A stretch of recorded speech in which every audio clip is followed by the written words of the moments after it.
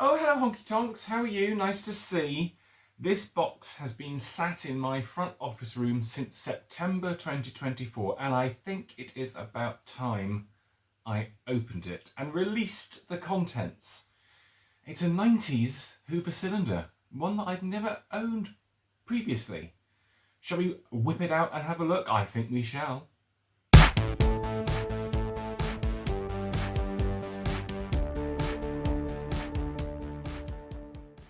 Yeah, I can't believe how long this has been sat in there. And it's quite a big box as well. And it's quite heavy. Oh, heavier than one would think it should be for what the machine is. So let's open it up and have a look. As I say, I've never owned one of these.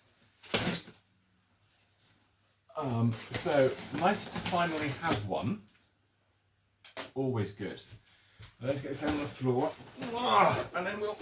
Oh, goodness me. It is really heavy. I'm surprised at how heavy it actually is, to be honest with you. Let's get this open. Right, okay. We've got some really good packaging here. Well done, James. You've done a marvellous job. Oh, it's like this cardboard stuff, this shredded cardboard which goes everywhere. Oh, that's nice. Oh, I'm liking this. The first thing I see, I like. Just let me get this out and show you.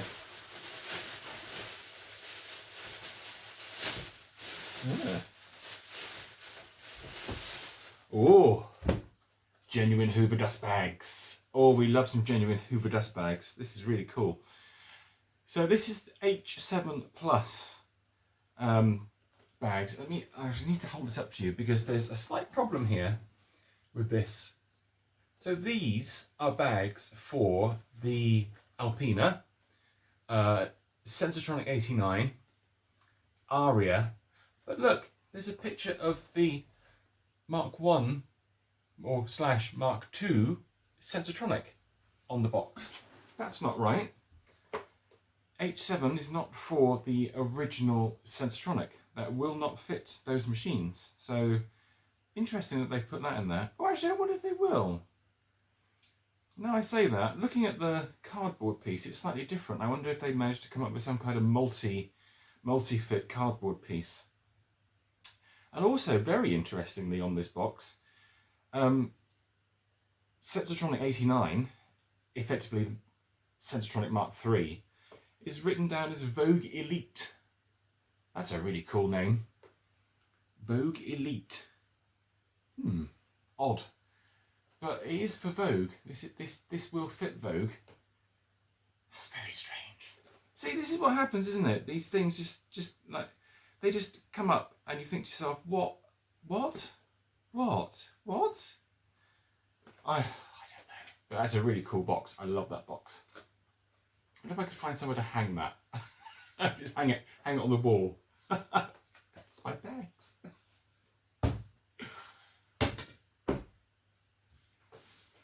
Anyway, meanwhile, back in the box, we have, oh yes, do you recognise this floor tool? I recognise this floor tool, look at that.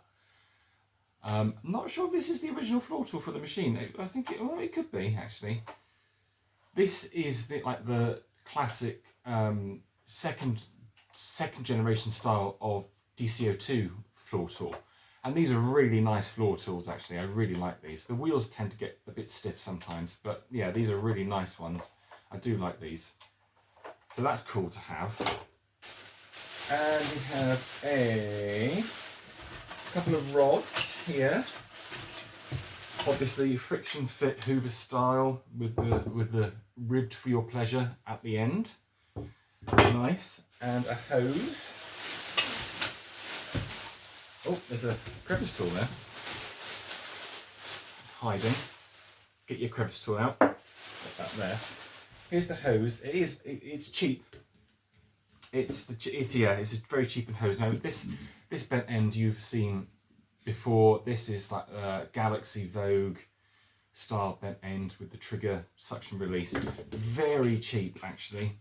And this machine end is also very, very cheap. I'll hold it over there, you can't see it because I'm wearing black. There's hardly any sort of mechanics to this end. It's just a couple of squeezy tabs that pop into the top of the machine. Yeah, you could tell that this was like budget at this time. They were going down the budget route. Oh, look at this. Oh, this is nice. Oh, I do like some green. Oh, I do like some green, guys. I really do. Oh, yeah, look at this. Oh. Interesting that we had the Vogue on the channel the other day. And this is like the next step on from Vogue. This is the Hoover 1300, which didn't have a name. It wasn't named. Oh, nice little plug. Plug your hole. Oh, look at that colour. I love that colour. Oh, this is really nice. Yeah, now this is Hoover model SC086.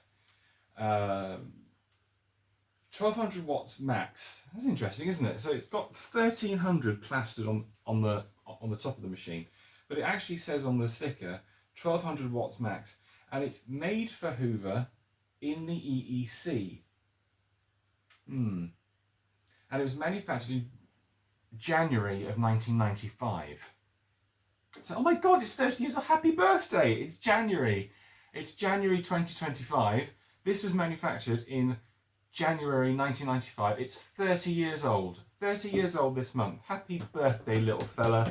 That's so cool. Aww. Whipping you out of your box on your birthday. What more could you ask for?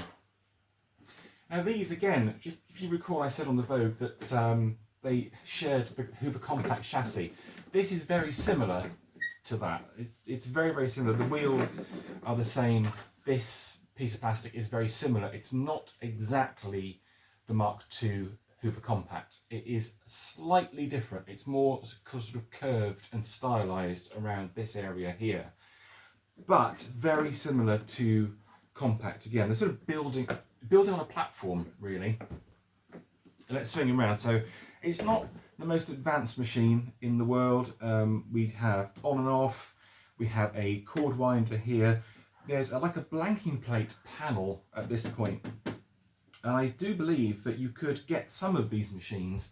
I don't recall seeing them in the UK, but very likely in Europe, you could get various different versions of it. So they'd have electronics in them, so you could vary the speed, probably different motor strengths as well. We do have quite a funky tool caddy here. Again, it's very cheap. It's very, very cheap. We can pop the crevice tool in, I think. I don't know where it goes. Does it go there? Oh yeah, I think it goes there. Yeah, there we are. You can pop your tools in there. It is so cost reduced. It really is. The plastic feels very, very thin, very, very cheap. And this was a budget machine. This was a budget Hoover of its time. Let's whip open the top. How do we do that? Oh, we've got a very stiff knob there, and then that's right. The top panel comes off.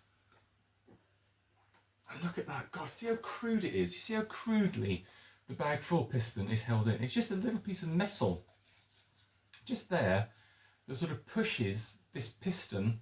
I turn it around. You can see the bag full piston there against the lid of the cleaner. Very cheap, very cheaply done. Goodness, yeah. And then we have our classic dust bag. Again, as I say, this is Sensortronic 89 style dust bag, and as we saw on the Vogue, once again we have this bag holder. If you remember on the Vogue, it was broken. Now this bulkhead here, is absolutely Hoover Compact. I move that out of the way. If you can just see the filter there, it's kind of difficult to show you, but this piece of plastic is Compact. Absolutely, it is exactly the same as the Compact. So you could, again, as I say, they're just reusing bits, if you like. They're reusing mouldings, and it's very Compact-esque. I wonder if there should be a exhaust filter here, but it doesn't seem to be. It's like a panel there, like a panel gap, if you like, where you could probably slide in a filter in and out of there. Again, very similar to Vogue, but larger in this. But it doesn't seem to be one there, so maybe there wasn't one, or it's missing, possibly. I would think it would be in with the machine if it was present, but it's not. So let's pop this bag back in. We'll turn it on in a sec and we'll hear it running. Let's get that back in. Nice that it's got original bags. I do like that. 1995. God. Oh, what a year. Now, how do I get this? This is really stiff. Oh, that there, am I pushing my thumb? You can just see that there's a little clip there. And it is so stiff to operate.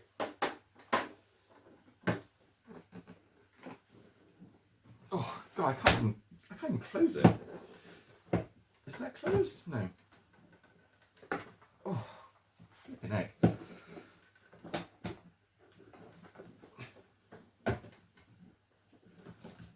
Okay, well that won't close for some strange reason. I don't know why. Oh no, it has now. It has. It just felt like it wasn't going to close, and there's like a risk of snapping the plastic, which would not be ideal. Let's plug him in and turn him on. Oh, listen to that. Doesn't sound like quality, does it? It's definitely yeah, the downward trend of Hoover at this point. Right, let's turn him on.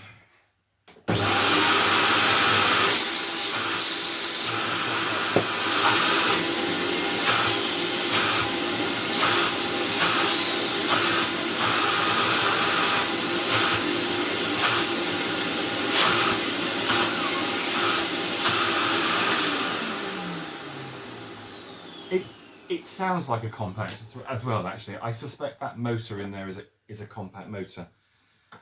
It's an interesting little machine. I quite like it, actually. It's nice to have because, as I say, I've never owned one, so it's good to have it in my collection. Whether or not we could arguably say it's a good vacuum cleaner, I think we would probably be losing the argument there. I wouldn't have said it's Hoover's finest hour. And that's probably why you don't see them very often now, to be honest with you. I can't remember the last time I saw a 1300. It's been a long, long time. A long time. Oh, I wonder if it actually, now I think of it, this is made on the Aria chassis, isn't it? Yes, it is. Looking at this picture here of the Aria,